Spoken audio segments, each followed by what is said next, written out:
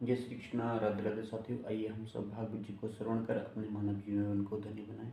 भागवत जी को नमस्कार और कृष्ण कन्हैयालाल जी को प्रणाम करें।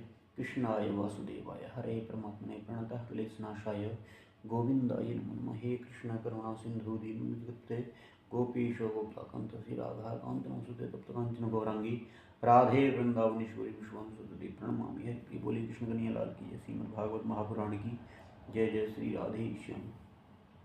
द्वितीय स्कंद के 9वें अध्याय को आज श्रवण करेंगे साथियों। अथ नवमोध्याय ब्रह्मा जी का भगवत धाम दर्शन और भगवान के द्वारा उन्हें चतुश्लोकी भागवत का उपदेश। श्री शुकवाच। पहले श्लोक को श्रवण करते हुए आगे बढ़ें।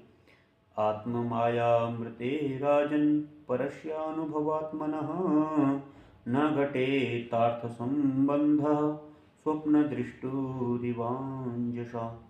श्री सुखदेव जी ने कहा कि परीक्षित, जैसे स्वप्न में देखे जाने वाले पदार्थों के साथ उसे देखने वाले का कोई संबंध नहीं होता है, वैसे ही देहादि से अतीत अनुभव स्वरूप आत्मा का माया के बिना दृश्य पदार्थों के साथ कोई संबंध नहीं हो सकता। विविध रूप वाली माया के कारण वह विविध रूप वाला प्रतीत होता है और जब उनके गुणों में रम जाता है तब यह मैं हूँ, यह मेरा है, इस प्रकार मानने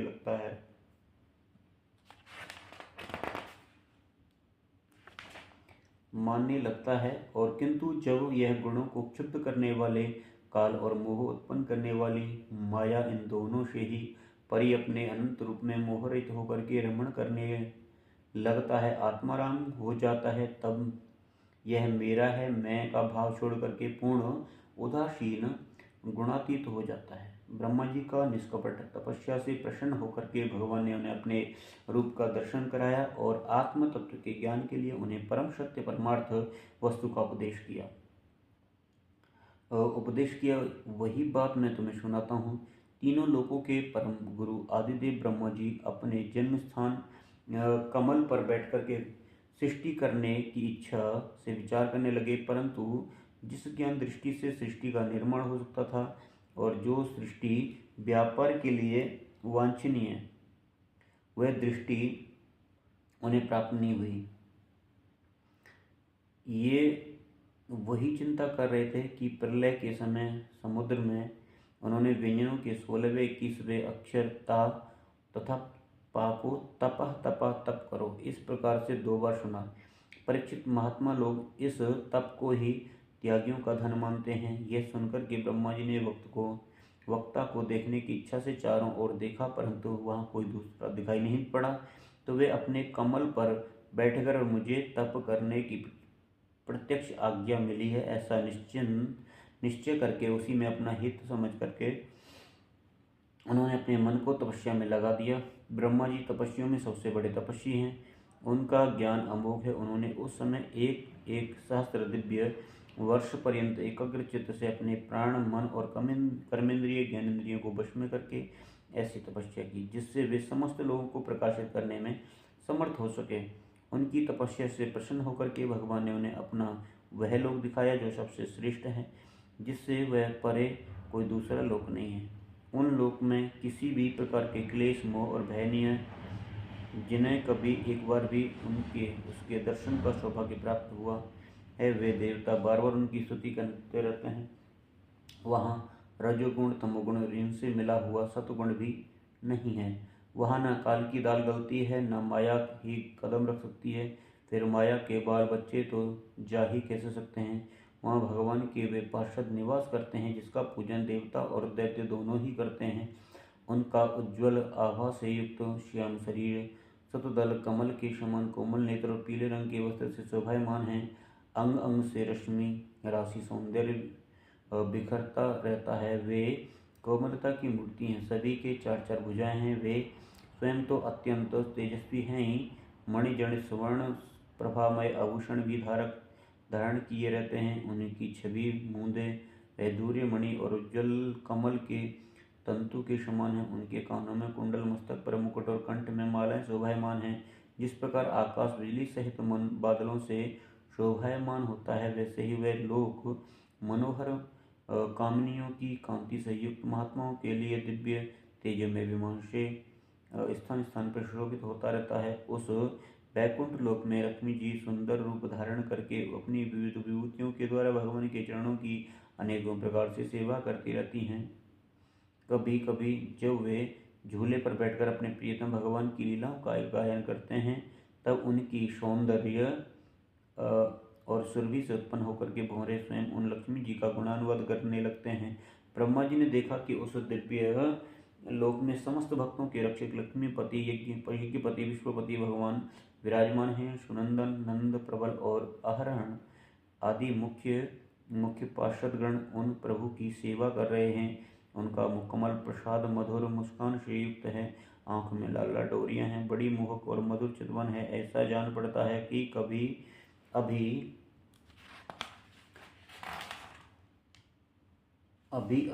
अपने प्रेमी भक्त को अपना सर्वस्व दे देंगे। जिस सिर पर मुकुट, कानों में कुंडल, कंधे पर पीताम्बर जगमगा रहे हैं, वक्षस्थल पर सुनहरी रेखा के रूप में श्री लक्ष्मी जी विराजमान हैं और सुंदर चार भुजाएं हैं।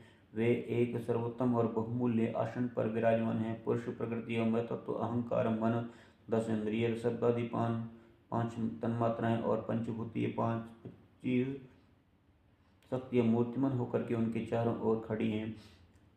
समग्र ऐश्वर्य, धर्म, कीर्ति, श्री ज्ञान और वैराग्य, इन 6 नित्य सिद्ध स्वरूप भूत शक्तियों से वे सर्वदा युक्त रहते हैं। उनके अतिरिक्त और कहीं भी ये नित्य रूप से निवास नहीं करती हैं।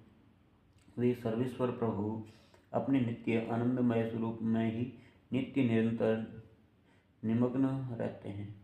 उनका दर्शन करते ही ब्रह्मा जी का हृदय आनंद के उद्रेक से लबालब भर गया। शरीर पुलकित हो उठा, नेत्रों में प्रेमाश्रु छलक आए। ब्रह्मा ने भगवान के उन चरण कमलों में जो परमहंसों के निवृत्ति मार्ग से प्राप्त हो सकते हैं, सिर झुका करके प्रणाम किया और ब्रह्मा जी के प्यारे भगवान अपने प्रिय ब्रह्मा को प्रेम और दर्शन के आनंद में निमग्न शरणागत और प्रजा सृष्टि के लिए आदेश देने के योग्य देख करके बहुत प्रसन्न हुए। उन्होंने ब्रह्मा जी से हाथ मिलाया और मुस्कान से अलंकृत वाणी से कहा कि भगवान ने कहा कि ब्रह्मा जी, तुम्हारे हृदय में तो समस्त वेदों का ज्ञान विद्यमान है।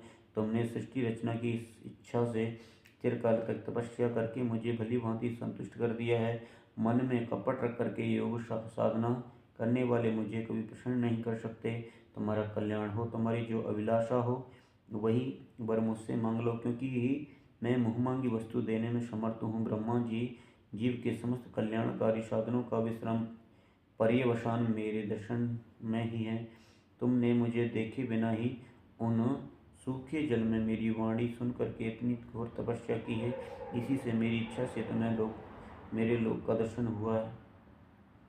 तुम उस समय सृष्टि रचना का कर्म करने में किम कर्तव्य विमूढ़ हो रहे हो, इसी में तुम्हें तपस्या करने की आज्ञा भी देता हूँ की आज्ञा दी थी, क्योंकि निष्पाप तपस्या मेरा हृदय और मैं स्वयं तपस्या का आत्मा हूँ। मैं तपस्या से ही इस संसार की सृष्टि करता हूँ, तपस्या से ही इसका धारण पोषण करता हूँ, फिर तपस्या से ही इसे अपने लीन कर लेता हूँ। तपस्या मेरी एक दुर्लंघ शक्ति है। ब्रह्मा जी ने कहा कि भगवान, आप समस्त प्राणियों के अंतःकरण में साक्षी रूप में विराजमान रहते हैं। आप अपने प्रति अप्रतिहत ज्ञान से यह जानते ही हैं कि क्या करना चाहता हूँ। नाथ, आप कृपा करके मुझ याचक की मांग पूरी कर दीजिए। मैं रूप रहित के सगुण और निर्गुण दोनों ही रूपों को जान सकूं। आप माया के स्वामी हैं, आपका संकल्प कभी व्यर्थ नहीं होता। जैसे मकड़ी अपने मुंह से जाला बिछाकर अपने ही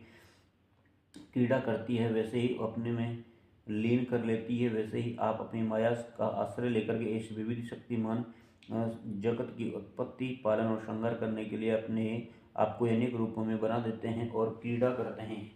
इस प्रकार आप कैसे करते हैं, इस मर्मज्ञ को मैं जान सकूं, ऐसा ज्ञान आप मुझे दीजिए। आप मुझ पर ऐसी कृपा कीजिए कि मैं सजग रहकर सावधानी से आपकी आज्ञा का पालन कर सकूं। सृष्टि की रचना करते समय कर्तापन आदि के अभिमान से बंध न जाऊं। प्रभु, आपने एक मित्र के समान हाथ पकड़ करके मुझे अपना मित्र स्वीकार किया है।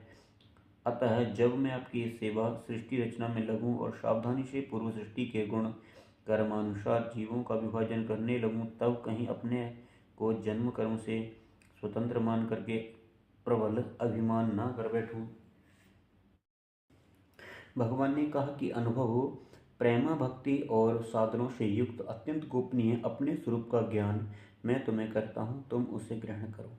मेरा जितना विस्तार है, मेरा जो लक्षण है, मेरे जितने और जैसे रूप गुण और लीलाएं हैं, मेरी कृपा से तुम उनका तत्व ठीक ठीक वैसा ही अनुभव करो। सृष्टि के पूर्व केवल मैं ही था, मेरे अतिरिक्त ना स्थूल ना सूक्ष्म और ना तो दोनों का कारण अज्ञान। जहाँ यह सृष्टि नहीं है वहाँ मैं ही हूँ, और इस सृष्टि के रूप में जो कुछ प्रतीत हो रहा है वह भी मैं ही हूँ, जो कुछ बच रहेगा वह भी मैं ही हूँ। वास्तव में न होने पर भी जो अनिर्वचनीय वस्तु मेरे अतिरिक्त मुझ परमात्मा में दो चंद्रमाओं की तरह मिथ्या ही प्रतीक हो रही है, अथवा विद्यमान होने पर भी आकाशमंडल के नक्षत्र में राहु की भांति जो मेरी प्रतीति नहीं होती, उसे मेरी माया समझना चाहिए। जैसे प्राणियों के पंचभूत रहित छोटे बड़े शरीर में आकाशादि महापंचभूत उन शरीरों के काय रूप में निर्मित होने के कारण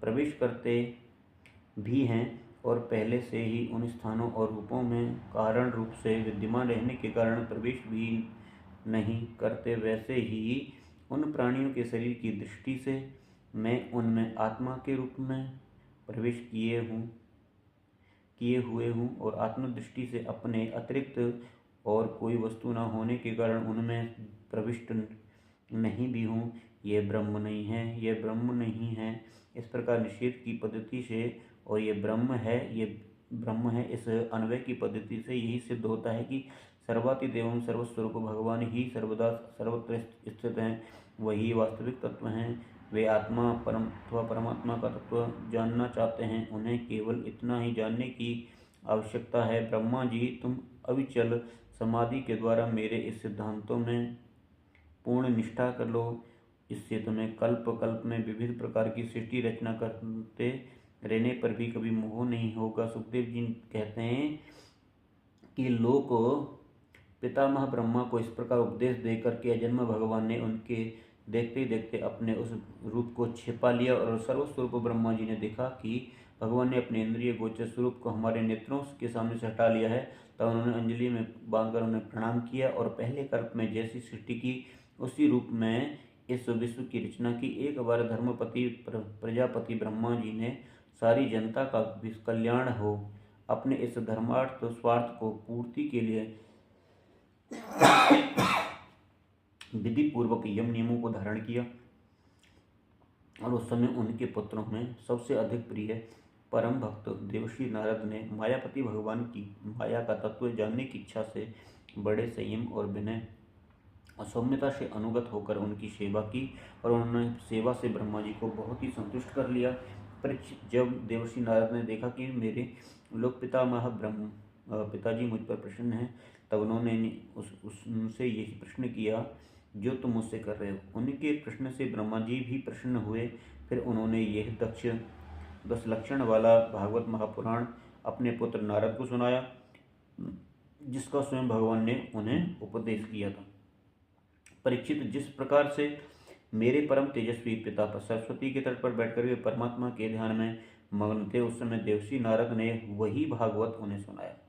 तुमने मुझसे जो ये प्रश्न किया है कि विराट पुरुष से इस जगत की उत्पत्ति कैसे हुई, तथा दूसरे भी जो बहुत से प्रश्न किए हैं, उन सब का उत्तर मैं उसी भागवत पुराण में देता हूँ। श्रीमद्भागवते महापुराणे पारमहंस्यां सीतायां द्वितीय स्कंदे नवमोध्याय।